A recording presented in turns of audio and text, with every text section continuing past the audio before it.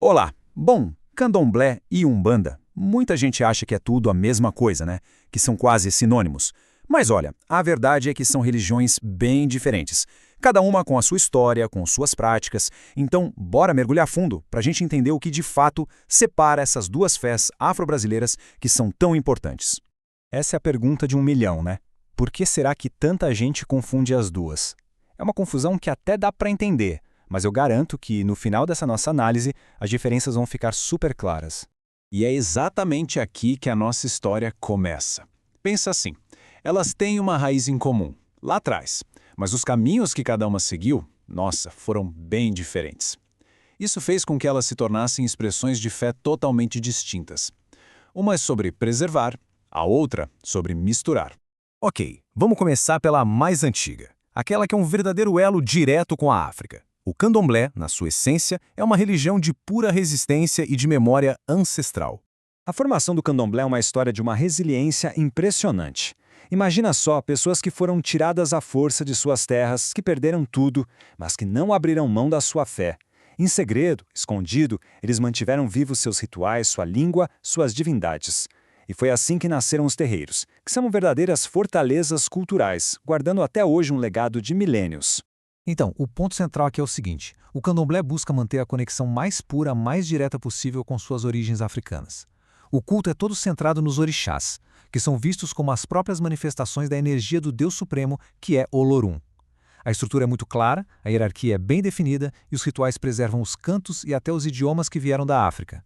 Agora, vamos dar um salto no tempo. A gente vai lá para o início do século XX, para o nascimento de uma religião que, olha, só poderia ter nascido aqui no Brasil. E para entender a Umbanda, tem uma palavra-chave: sincretismo. Ela não busca só preservar, ela mistura, ela une. A Umbanda é uma religião que nasce desse diálogo, dessa conversa entre diferentes visões de mundo. Olha só que mistura interessante. A Umbanda pega a base dos orixás africanos, aí adiciona a comunicação com os espíritos que vêm do kardecismo, integra os santos do catolicismo e ainda traz os espíritos da terra, das tradições indígenas.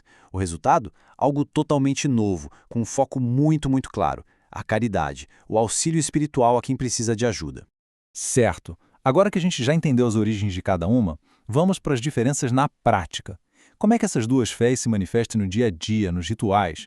Esse quadro aqui resume tudo de um jeito perfeito. De um lado, o candomblé, super focado em honrar os orixás com rituais que preservam a tradição africana, o que inclui o sacrifício de animais como uma prática ritualística importante. Do outro lado, a gente tem a Umbanda, uma criação genuinamente brasileira focada na caridade. Nela, os rituais envolvem oferendas como flores, velas, comidas, mas sem o sacrifício de animais. A diferença fica bem clara, né?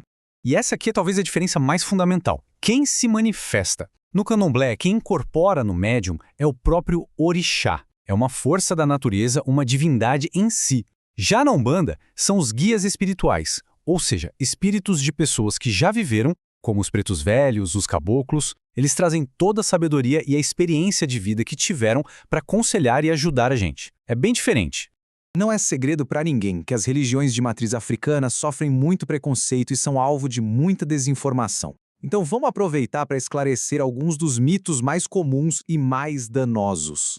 O termo macumba, por exemplo, esse é talvez o maior símbolo desse preconceito. A palavra, que originalmente era o nome de um instrumento musical africano, foi totalmente distorcida. Virou um termo pejorativo usado para se referir a tudo que é de matriz africana de forma errada. Usar essa palavra para falar dessas religiões é incorreto e, claro, muito desrespeitoso.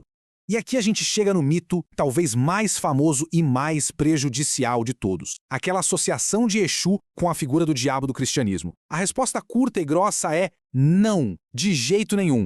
E a gente vai entender direitinho o porquê. Essa comparação aqui é fundamental.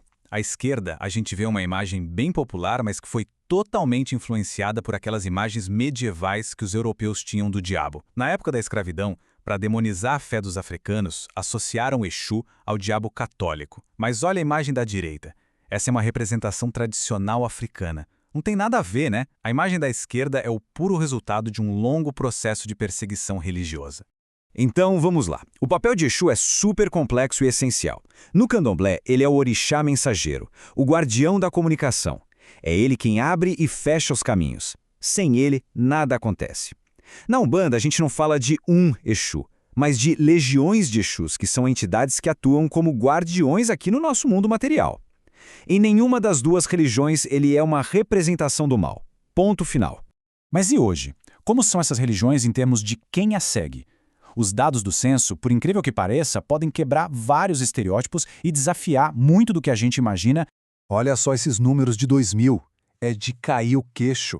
Ao contrário daquele estereótipo de que são religiões só de pessoas negras, os dados mostram que a grande, esmagadora maioria dos seguidores, tanto de uma quanto de outra, não se declara preta. Isso é uma prova gigantesca de que essas fés transcenderam suas origens, sabe? Se tornaram universais, abertas para todo mundo. E tem mais. Olha esse outro dado que quebra mais um preconceito. Em 2000, a escolaridade média dos praticantes dessas religiões era maior que a média nacional. Isso vai totalmente contra aquela imagem preconceituosa que tenta associar essas fés à falta de educação, né? Se a gente pudesse resumir tudo em uma frase, essa seria uma boa forma de pensar. O candomblé é a própria África que vive, pulsa e resiste aqui no Brasil. Já a Umbanda é o Brasil em sua essência mestiça, que olha para todas as suas raízes, a africana, a europeia, a indígena, e cria algo totalmente novo e seu. E a gente termina com essa reflexão. No fim das contas, entender a diferença entre candomblé e umbanda é muito mais do que falar sobre religião. É entender a formação cultural do próprio Brasil. Por isso, a pergunta que fica no ar é: o que o nosso país perde se essas fontes riquíssimas de cultura e de identidade forem silenciadas?